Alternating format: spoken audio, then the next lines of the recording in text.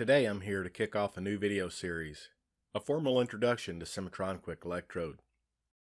You've probably heard of Cimatron Quick Electrode from people in the industry, either tool making or EDM, and you may be wondering, what is Quick Electrode and why do I need something like that? For users familiar with it, they already know. It's the magic that makes electrode design faster and easier. It's a product by Cimatron for designing electrodes, offered both as a standalone or an add-on module. It automates many of the repetitive functions used to design electrodes. It sets up the electrode assembly. It maintains color and height standards. It uses standard and specialized solid and surfacing functions. It automates documentation for electrodes and electrode assemblies. With an optional add-in, EDM Setup, it generates G-code for the Syncer EDM.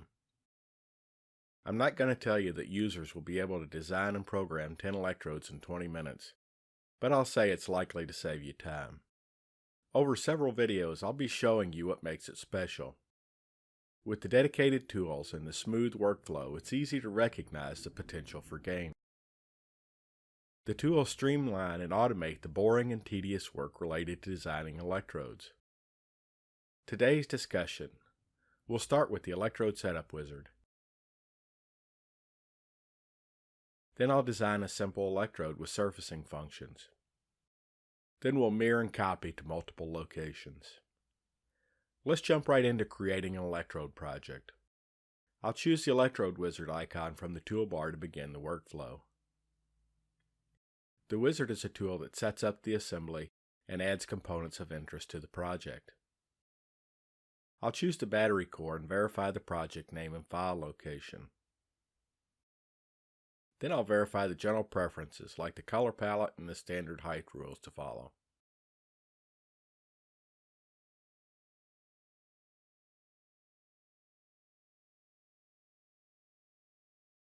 Quick Electrode creates the assembly and adds the core I had selected. Notice the toolbar on the right of the screen. It will guide us through the design process. This core has 4 cavities, but for the video I'll focus on cavity 1 at the lower left.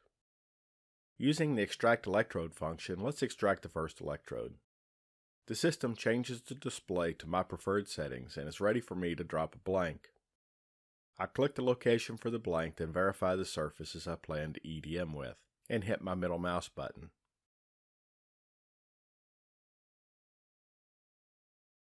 Then I can adjust the burn location and OK the electrode.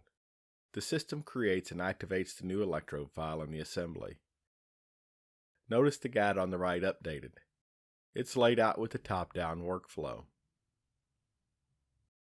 First I create the blank. I have an option to resize and relocate the blank again.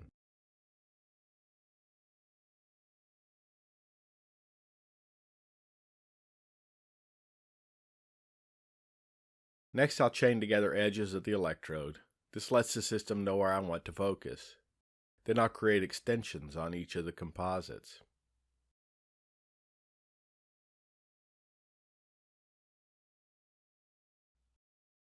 Then I'll use Auto Composite and extended the blank to complete the electrode geometry.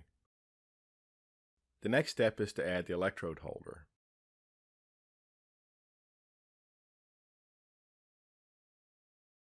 Then I'll add the electrode user coordinate system to my preferred location at the reference origin of the holder. Now the electrode is complete. We can create a mirror to burn the other side of the part.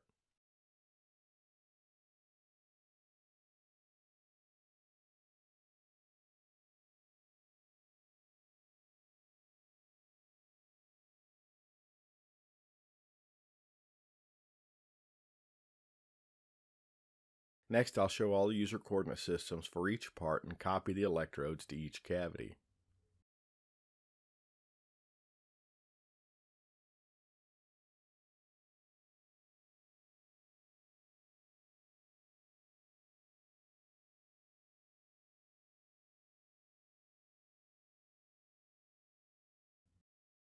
Before we go any farther, I'll go ahead and run an interference check to verify my work.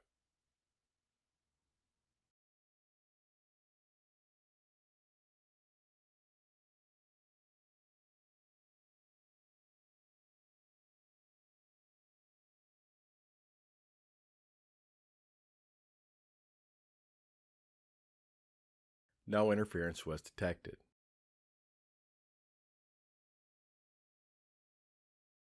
So let's try a slightly different approach. I'll hide the electrodes and use the extract electrode function again. I'll drop a blank over cavity 1 and verify the surfaces I plan to use.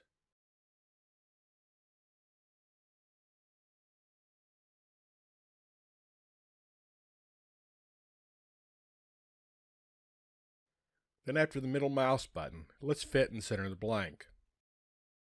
But to make this electrode a bit more efficient, let's make it a multi-hit with mirrored geometry included. To do this, I need to enlarge the blank and shift it over.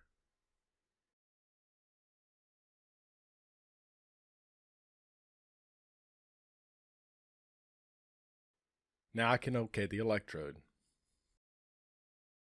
Again, the system adds the electrode to the assembly and activates it so I can complete the design.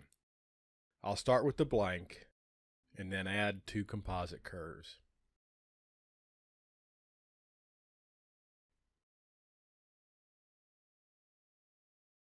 Then I'll create extensions like before, but for the second, I'll add a filler face to cap the end.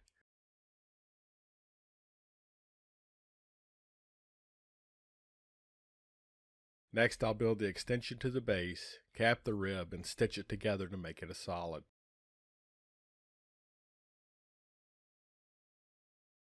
Next, add the holder and the electrode user coordinate system.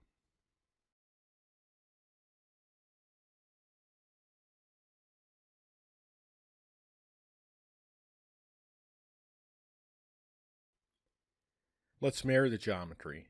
Then I'll adjust the length of the first extension so the copies intersect.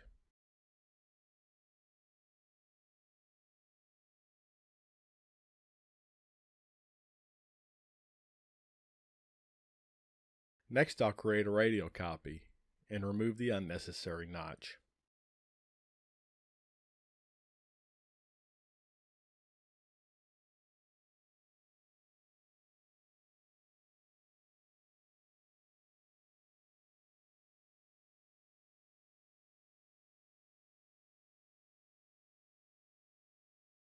This electrode does not require a mirrored counterpart because I mirrored the geometry on the electrode for a second location. So I'll add the new location and copy to the other cavities.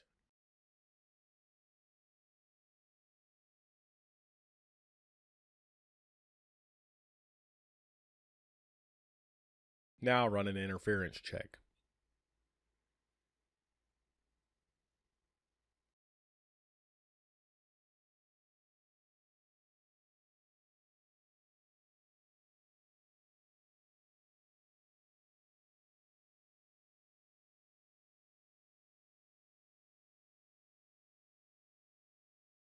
No interference was detected.